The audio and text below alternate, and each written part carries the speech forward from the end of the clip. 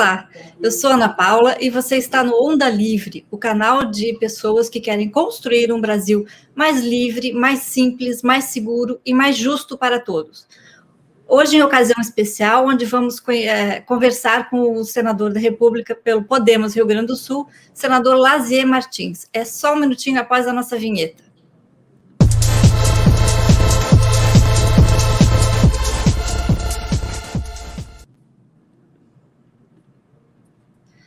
Boa tarde, bom dia, na verdade, né? Bom dia, senador. Muito obrigada por ter aceito o nosso convite para estar aqui conosco, né? Conversando sobre algumas questões fundamentais aí para o nosso país.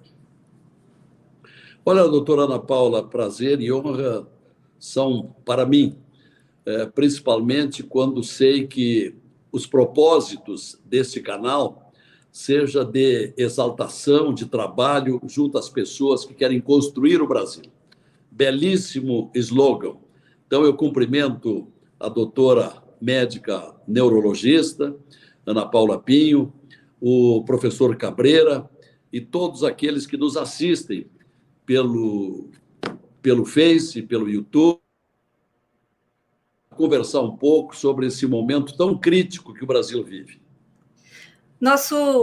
Também, bom dia ao professor Cabreira, né, nosso parceiro aqui do canal, que está sempre presente conosco, nos ajudando. Bom dia, professor. Bom dia a todos, da Livre, especialmente a doutora Ana Paula e ao senador Nobre Lazier Martins, que é um brilhante comunicador, um brilhante advogado e agora está brilhando junto com o decano do zeloso Senado Federal, Álvaro Dias, nessa gestão e nessa luta tão importante que é para a gente reverter essa inversão de valores que estamos enfrentando no Brasil da atualidade. Essa tragédia só vai melhorar quando nós tivermos mais senadores Lazier, mais Álvaro Dias e outros competentes, inclusive faço também uma menção especial ao Podemos, que está abrindo portas para um novo caminho. Juntos temos mais chance. E aqui nós vamos perguntar para o senador o que nós podemos ajudá-lo cada vez mais nessa caminhada que nós estamos em nome, no meu entendimento, não da terceira via, da única via qualificada, que seria o nome de Sérgio Moro e esses expoentes brilhando no legislativo. Porque, no meu modesto sentimento, não podemos deixar um eleito só no executivo. Nós precisamos que o legislativo tenha pessoas como o senhor Lazier, que coloque a independência dos poderes no seu devido lugar, de acordo com a nossa Constituição. Porque, às vezes, a invasão, em tese, do Supremo não é apenas por uma simples invasão, é porque ele vê uma fraqueza num setor.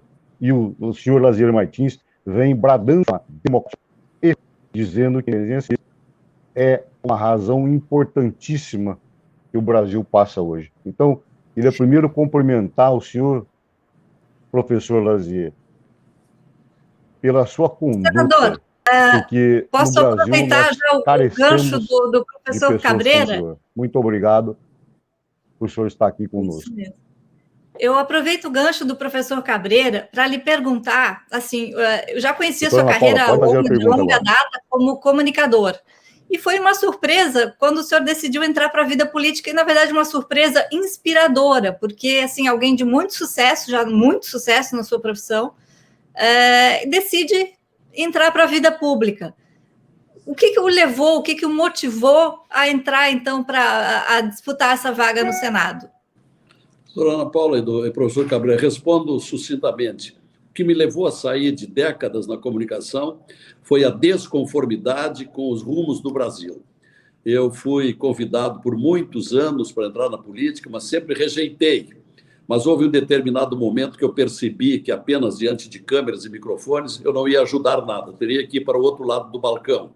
E vim para a política, sofri grandes decepções, grandes dificuldades, por ver de perto, pelo lado de dentro, o que são as mazelas da política, verdadeiras pragas da política, onde predominam o patrimonialismo, isto é, o desejo de arrumar a sua vida, de enriquecerem, o fisiologismo, isto é, o toma lá da cá, isto é, eu contemplo um benefício, eu aprovo uma lei, mas em troca eu quero alguma coisa, uma propina, etc.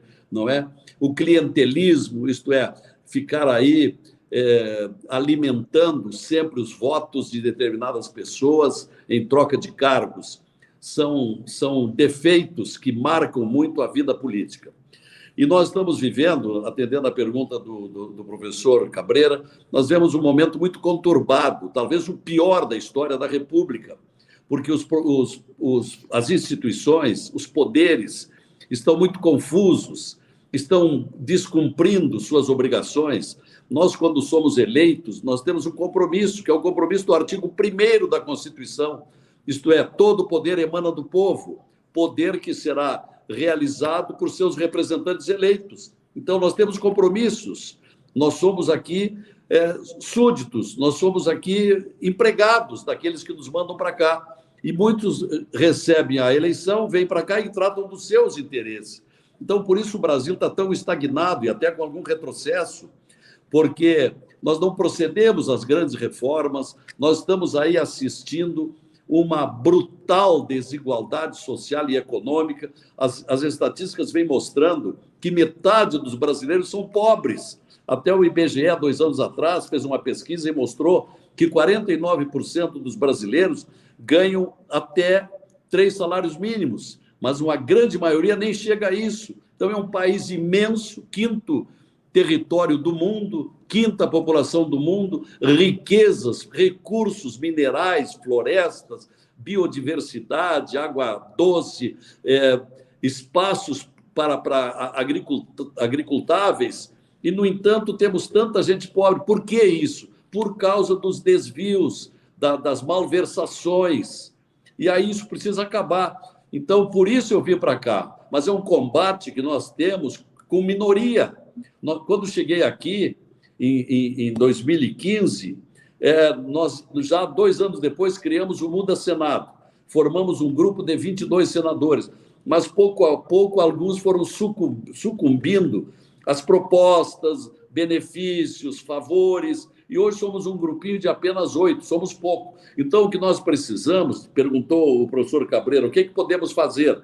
Ora, o que podemos fazer? Mobilizações intensas, não é? Manifestações, protestos, manifestos, correspondência para os parlamentares e, sobretudo, investigar quem tem espírito público, né? Quem tem um espírito comunitário, quem pensa no país, quem pensa em beneficiar o seu próximo, e aí escolher gente nova, chega da mesmice. Então, é assim, é um longuíssimo, complexo trabalho, exaustivo trabalho, para a gente mudar esse país, porque senão nós estamos aí com essa bipolarização lamentável, ou que vai o Lula, que é o ladrão mor da história da República, ou o Bolsonaro, no qual eu votei, mas tem nos decepcionado, porque não vem cumprindo o que prometeu. Prometeu privatizar 50 empresas estatais que são deficitárias. Privatizou apenas uma, a Eletrobras, e, em compensação, dias depois, criou uma outra de tecnologias. Prometeu fazer reforma tributária, não fez até hoje, que é indispensável. A reforma administrativa para aliviar o peso do Estado e assim por diante. Medidas na área da educação, que nada tem acontecido e que é fundamental, nada muda mais a vida de uma pessoa do que a educação, e, no entanto, essa área é completamente negligenciada. Então, está tudo por fazer. E nós esperamos que o nosso candidato, o Sérgio Moro, que é um homem honesto, é um homem que já provou a sua coragem, seja esse dado novo, esse valor novo que venha para a eleição com chance de vitória. A entrada de Sérgio Moro na corrida pré-eleitoral, né, para a presidência, como é que o senhor enxerga isso? Assim, realmente nós podemos ter esperança de que a gente vá sair dessa polarização entre um bandido condenado e uma pessoa que não mostra ter condição de ser presidente do país? Doutora Ana Paula, tem havido uma corrida empolgante de novos filiados. O Podemos não para de crescer. Eu estive no Rio Grande do Sul na semana passada, andei pelo interior e percebi o que tem de gente querendo vir e já se filiando. Inclusive, no próximo sábado, às 9h30 da manhã, no dia 4, lá no Bourbon Shopping, nós teremos uma grande convenção, talvez a maior convenção do Podemos até hoje, em que vão estar o Sérgio Moro, Oriovisto Guimarães, Álvaro Dias, a presidente nacional do partido, Renata Abreu. Estaremos lá para receber novos filiados e dar uma ideia do projeto de governo do Podemos na campanha, na pré-campanha que o Sérgio Moro pretende lançar logo ali adiante. Então, temos esperança. O certo é que precisamos mudar. Ninguém tem mais dúvida que o Brasil está marcando passo, que o Brasil é muito injusto, que o Brasil tem muita impunidade. O Supremo Tribunal Federal não concorre para nada disso. Hoje, a nossa Suprema Corte é um tribunal político, ideológico, aparelhado pelo PT. Dos 11 ministros, tem 7 lá que professam a doutrina socialista do PT, que anularam a sentença do Lula, que botaram na rua um monte de delinquentes contra o dinheiro público. Por isso eu tenho a PEC 35, que foi o primeiro projeto dos 79 que eu tenho em tramitação no Congresso, o número 1, PEC 35, para mudar o sistema de indicação, não mais pelo presidente da República, porque os presidentes da República indicam conforme os seus interesses e conveniências.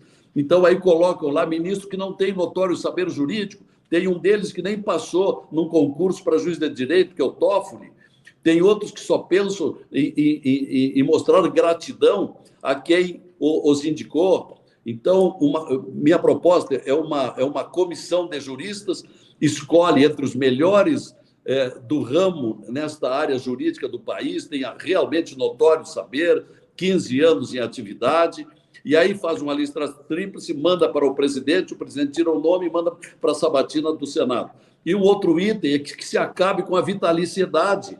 Tem ministros que passam dos 30 anos, isso não oxigena a jurisprudência, não renova nada. Então, que tenhamos, a exemplo do que acontece na Espanha, em Portugal, na Suécia, prazo fixo, 10 anos, vai lá, trabalha 10 anos no Supremo Tribunal Federal, depois vai continuar com a sua vida anterior. E tem esse projeto, já esteve na Comissão de Constituição e Justiça, tem como relator o senador Anastasia, foi para o plenário, recebeu uma emenda, voltou para a Comissão de Constituição e Justiça, e eu tenho batalhado muito para ver se vai para a pauta e sai dali. Mas são muitos adversários que não querem. Aliás, em conclusão, permitam que eu diga, eu hoje não tenho mais dúvida. O que existe no Brasil não é a independência entre os poderes. Hoje existe, lamentavelmente, até escrevi um artigo sobre isso, hoje existe uma confraria entre judiciário e legislativo. Isto é, o Supremo Tribunal Federal não julga inúmeros senadores que cometeram desvios, cometeram crimes. Então, esta é uma das questões essenciais para nós começar a reformar esse país tão problematizado. A questão do Supremo. O Supremo Tribunal Federal, que sempre foi uma corte respeitada, até nem se guardava os nomes dos ministros. Hoje a gente sabe o nome de todos e sabe a posição de qualquer um. A gente sabe, quando tem um determinado processo, qual vai ser o voto do Gilmar Mendes, que vive criticando a intromissão de alguns na política, quando ele é o que mais se mete na política. Há pouco já teve um fórum em Lisboa, só para tratar de política, organizado por ele. Bom, mas então a vitaliciedade tem que acabar. Nós temos que trazer verdadeiros juristas, gente do ramo, gente de carreira, não políticos que nunca na vida julgaram qualquer processo e que estão exatamente na Corte Suprema e onde são inatacáveis. Então, por isso a minha proposta de tempo fixo, prazo de 10 anos, como é em vários países da Europa. Mas isso precisa passar primeiro pela Comissão de Constituição e Justiça, depois pelo plenário, depois pela Câmara, e nós temos notado que existem muitos adversos, exatamente porque isso que hoje caracteriza o que eu venho chamando já há vários meses, confraria, não independência e harmonia entre os poderes, eles se protegem entre si, Senado e Supremo Tribunal Federal. E aí quem sofre é o povo, quem sofre é o país. Exatamente. Senador, o seu mandato tem sido marcado por um combate à corrupção mesmo, moralidade na política, ética, e o senhor tem apresentado vários projetos relacionados exatamente a esse combate. Não lhe frustra que alguns projetos fundamentais, como a prisão em segunda instância, estejam há tanto tempo parados? É triste, mas é verdade. A maioria não quer mudar. Durante 21 anos, desde a Constituição de 88, a prisão em segunda instância aconteceu, depois teve uma reviravolta. Mas quando teve o Supremo que julgar Lula e sua quadrilha, aí eles reformaram. Aí não vale mais para colocar eles na rua. Então, é outro projeto. Agora, eu tenho atuado muito nesta pauta, porque eu entendo que não adianta nós fazermos grandes reformas para economizar, para valorizar o serviço público, né, para racionalizar, se nós não resolvermos a questão moral. O Brasil se acostumou em ser um país corrupto entre poderosos, e o povão que paga impostos pesados não tem como fazer.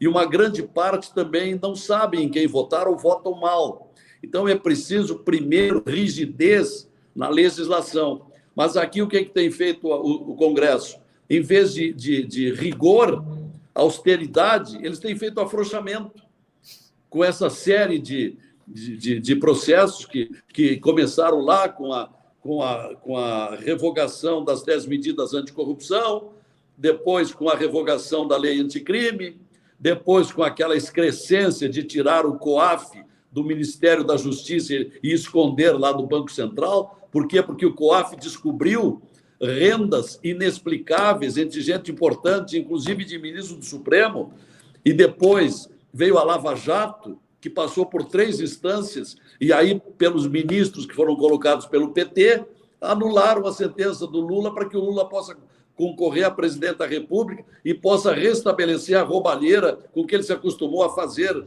não é? Saqueando a Petrobras, o BNDES, não é? Os fundos de pensão e tudo aquilo que se sabe e que foram perfeitamente comprovados, até mesmo pelo resgate dos bilhões que foram trazidos de volta dos paraísos fiscais e, sobretudo, das contas na Suíça. 4 bilhões de reais já voltaram.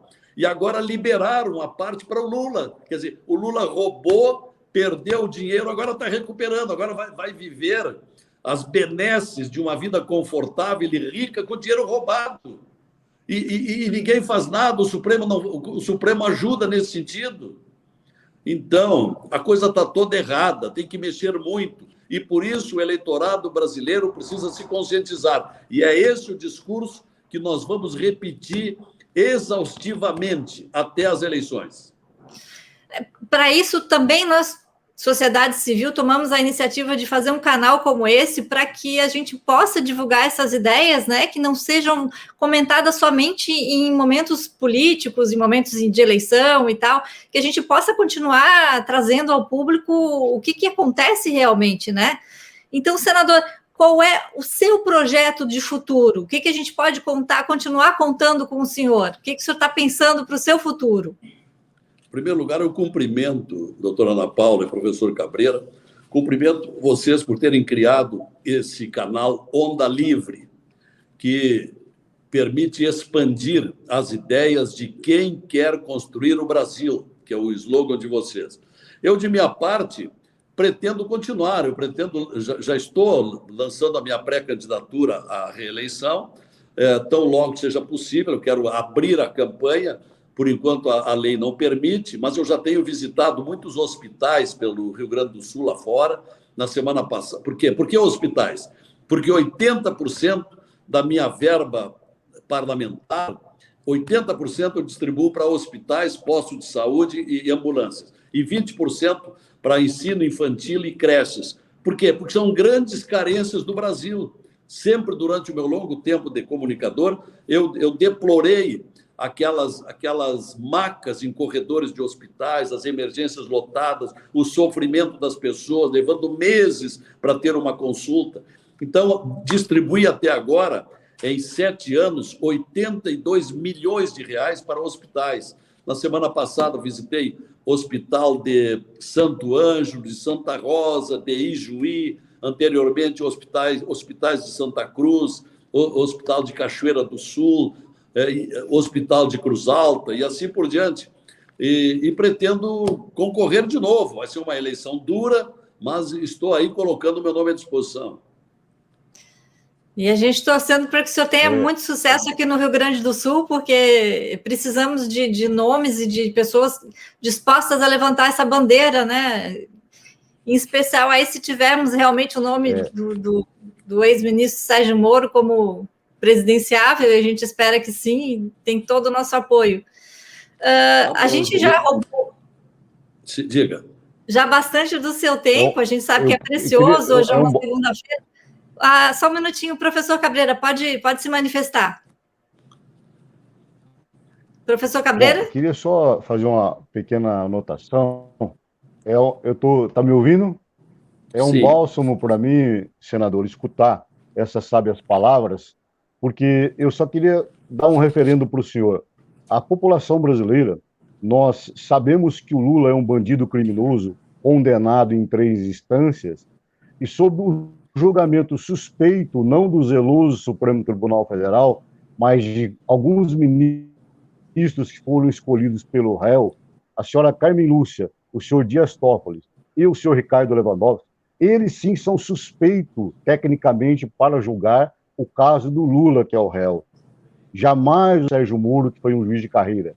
E o senhor Gilmar Mendes seria suspeito, não foi indicado pelo réu, mas é porque ele é o inimigo número 1 da Lava Jato. Muito que Lula e Bolsonaro são algumas pessoas, como o senhor Toffoli, por exemplo, que o senhor colocou muito bem, não tinha sabedoria jurídica. Eu vou além. No meu livro, Os Intocáveis da Lava Jato, versus o Império da Moralidade, que já está na mão do senhor Sérgio Moro faz tempo, inclusive autografado, eu brado lá que o senhor José Antônio Dias Toffoli foi condenado 2 vezes por roubar o dinheiro público do dito popular, incolou um procurador do Amapá. Agora eu lhe faço uma pergunta, e o senhor não era senador na época. Como pode estar no Supremo Tribunal Federal uma pessoa condenada por um juiz de direito em Roraima, Opes Brandão, por roubar o dinheiro público? O senhor Toffoli foi condenado em advogado a devolver o dinheiro, porque ele agiu em conluio com um procurador do Amapá, na época governador, que depois eu lhe conto, está nos meus livros, e ele nunca refutou, porque ele não pode dizer que agora o Hotel Taiaiá, que está no nome do irmão dele, que é padre de uma paróquia de Marília, tem 33%, ou seja, essa confraria que o senhor disse, não é uma confraria, é uma gangue criminosa que vem, alguns ministros, deploravelmente, acabando com a nossa zelosa Suprema Corte.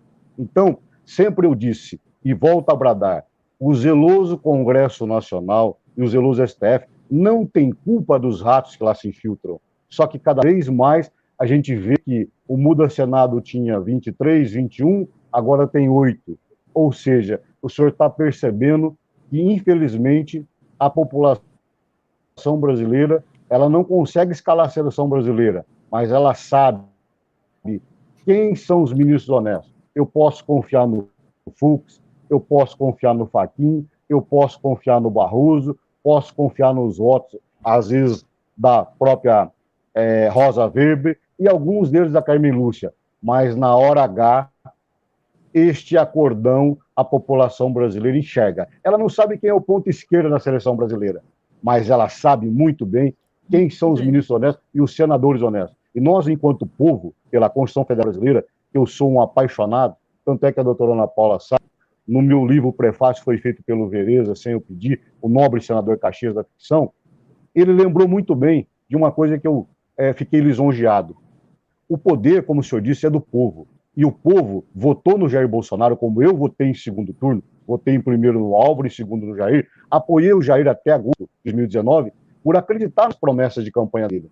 Depois que ele é apenas um traidor das promessas de campanha pelas rachinhas peculato dos filhos, nossa obrigação de fazer com o doutor Moro, com o senhor, com o Álvaro, e quantos outros surgirão, como o Deltan, como o Janot, como o Santos Cruz, quantos outros militares, porque o doutor Moro falou muito bem claro, não temos que dividir entre militares e civis, nós somos compatriotas. Então, nós temos obrigação moral, cívica, de dar o recado ao senhor Gilmar Mendes, de dar o recado ao senhor Reinaldo Azevedo, e mudar as suas posições quando a podridão chegou no PSDB do Aécio. Ora, quem foi Jair Bolsonaro que escalou Moro como ministro da Justiça? Ter Valdemar Costa Neto. Valdemar Costa Neto é um ladrão. Eu mando um vídeo para o senhor da mulher dele dizendo, a senhora Mendes Caldeira, como ele roubava. Então, senador, eu vou dizer para o senhor, fique tranquilo, do mesmo jeito que a mídia dizia que o Jair não ganharia, eu disse, Jair Bolsonaro vence. Trump venceria lá em 2016. Eu digo para o senhor por hoje, a população está com o senhor, está com o Álvaro, está com o Moro, está com todos aqueles que nós percebemos no aeroporto. O senhor está vendo agora, cientificamente, que o Podemos está criando e crescendo exponencialmente. Então, doutor Moro já tem hoje 22%, cravo para vocês, 22% da intenção de voto. Agora, esconderam do povo brasileiro que o Jair Bolsonaro não teria mídia e não teria chance se não fizesse acordo. Jair Bolsonaro não fez acordo. E eu digo para o senhor, doutor Moro só é mirado com o senhor, com Álvaro Dias e mais meia dúzia, eles têm acompanhado. Se ele ceder a brecha e a vaidade dessas conversinhas com Michel Temer na garagem, e tem que ter mentira. O povo brasileiro quer pessoas que tenham uma chapa robusta, correta, de pessoas que debatam como nós estamos fazendo, democraticamente. Mas não venham dizer que, por 12 anos, o Lula, por 3 instâncias, um juiz que foi o Moro, de primeira instância o julgou, 3 magistrados, desembargadores, o condenaram no TR4, 5 ministros do STJ, o senhor Félix Sich, condenaram. Aí legal, sabe que o senhor é jurista, porque a Carmen Lúcia tinha que se avocar como suspeita, porque ela foi colocada pelo réu Lula. O Ricardo Azevedo tinha que se avocar como suspeito, porque ele foi colocado pelo réu Lula. E o senhor Toffoli foi colocado pelo réu Lula. Então, são suspeitos. Vem dizer que um juiz de carreira que largou a sua profissão para tentar ajudar, como foi na Operação Mãos Limpas na Itália, tentar entrar no Poder Executivo, sair do Judiciário, como o senhor saiu da sua casa, mãe, que seria a comunicação, para quê? Para falar, eu estou cansado de fazer reportagem com a maca, estou cansado de ver as pessoas sofrendo, então eu preciso do quê? Vou para o Congresso. Chega no Congresso, o senhor está isolado com o Álvaro Dias e mais meia dúzia. Esta é a grande verdade. Então nós precisamos mostrar o seguinte, população brasileira, vote certo, não vote em extremista. Nós não temos comunista no Brasil e nem fascista. Nós temos só ladrão que disfarça comunista e disfarçam de fascista. Então, vote naquele que você consegue conversar. Vote naquele que diga o seguinte, não dá para passar pano para o Bolsonaro, passar pano, os filhos falam, aquele Ricardo, aquele Carlos, aquele Flávio, merece o mesmo que o filho do Lula. Um bom advogado fazer uma defesa técnica, mas nós sabemos que rachadinha é peculato. A diferença é que os filhos do Bolsonaro comem chantado e os filhos do Lula comem com talher, com o Chico Buarque, com as pessoas do Ilinão. Nós não somos bobo. A classe artística precisa mostrar que está passando fome e colocar pessoas como Vereza, pessoas que têm clareza para saber o seguinte, está certo o Lazier aqui? Vamos aplaudir. Está errado, ligue para o Lazier e fale, senhor Lazier, eu acho que aqui isso é errado. Agora, vem dizer que o é agente da CIA, quem é a Glaze para dizer isso, sendo que a planilha da Odebrecht, ela é amante, ela é a coxa, ela envergonha o parlamento. Quem é o Aécio para dizer isso? Voltou a ser deputado por isso. Então, senador, só para dizer o seguinte, nós estamos atentos. Não sei quem é o ponta-direita da seleção brasileira, mas eu sei que o meu Garrincha é o Álvaro Dias, o senhor está aqui muito bem colocado no meio-campo, e o Moro é apenas o nosso centroavante. Ele vai ter que entender que ele faz parte de um time, e juntos nós temos mais chance. Porque se o Gilmar fosse bom, ele virava deputado ou senador. O sonho dele é isso. Vá para o parlamento, Gilmar. Como diz o ministro negro que saiu, Vá para as ruas, Gilmar. Eu desafio o senhor a sair comigo em Lisboa. E digo mais, um dia o senhor será preso, Gilmar, lá em Lisboa, não no Brasil. Porque aqui vai ter um outro Gilmar que vai soltar o senhor. Mas lá fora, lavagem de dinheiro é crime. O senhor receber dinheiro como o senhor recebeu do Banco Bradesco e da Odebrecht, do Instituto, o senhor não poderia julgar em caso mais do Banco Bradesco, nem um caso mais da Odebrecht. Nos Estados Unidos isso dá 30 anos de cana, seu Gilmar Mendes. A sua sorte é que o senhor está como o Maluf. O senhor está no Brasil. E o Maluf não pode mais passar o Natal na França, mas ele passa no Copacabana. Porque se ele sair lá fora, ele é preso. Então, senador, não é um desabafo, a dona Paula sabe. É só a nossa convicção que, igual nós temos milhões de brasileiros esclarecidos. E nós vamos agora nessa campanha, o tempo todo, abrir o canal e duvido que apareça um petista aqui, porque se tiver petista honesto, pode aparecer. Se tiver uma pessoa do PSDB honesto, apareçam, vamos debater. Mas não venham fazer essa conversa fiada para boi dormir que o Bolsonaro tenta levar. Não, o Bolsonaro foi um traidor das promessas de campanha. Nós votamos nele porque nós confiamos na justiça brasileira. Não votaríamos em Haddad, e era a sequência do Lula que vinha roubando. A diferença com o seu Bolsonaro, fica aqui o aviso. Nós não vamos esperar 13 anos para derrubá-lo. Nós vamos derrubar agora, de forma lícita. E eu adoraria ver o Bolsonaro e o Lula, um deles no segundo turno, com o doutor Muro e com o senhor, porque nós vamos massacrar, e não será no voto em papel, não, é no voto eletrônico. O senhor sabe disso. A população brasileira vai fazer o que o senhor Barroso disse. Nós vimos as malas, viu, senhor Temer? Nós vimos as conversas lá no porão, e depois o senhor vem pagar aí de, vou fazer uma cartinha. Não, nós sabemos muito bem, pode ser um brilhante jurista, mas nós sabemos que não tem aquilo que o senhor falou, o espírito público. Eles foram lá para se locupletar, para ajudar as suas famílias. E aí, fatalmente, agradeço, alguns até bons médicos sucumbiram. Porque assim, como é que eu vou seguir o do homem? A gente agradece as suas palavras e agradece o tempo do senador. E já me despedindo, né, porque estamos chegando ao final da live, eu peço ao senador que diga suas palavras finais, que deixe o seu recado final, e agradeço imensamente a sua participação aqui no canal. Eu me congratulo com esse site, com esse canal. Cumprimento também o professor Cabreira, que está muito bem informado, tem uma bela consciência política e é um patriota. As palavras que disse estão todas elas corretas e de conformidade com o que tem acontecido no Brasil de tantas irregularidades. O senhor está certo.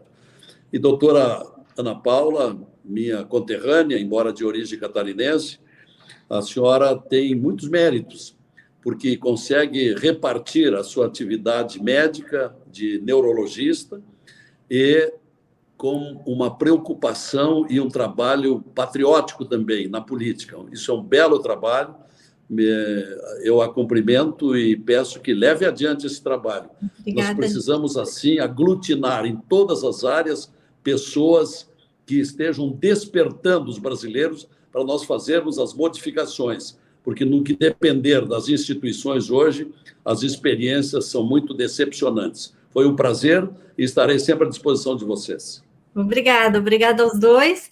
E peço que quem assistiu a nossa entrevista e gostou e quer realmente fazer a diferença no Brasil, dê o seu joinha lá e curta o canal e siga, porque a gente vai estar sempre trazendo conteúdo, assim como a fala do senador e do professor Cabreira, porque a gente quer construir realmente um Brasil melhor e mais justo para todos. Obrigada, até uma próxima. Obrigado, um abraço. Um abraço, muito obrigado, senador. Um abraço.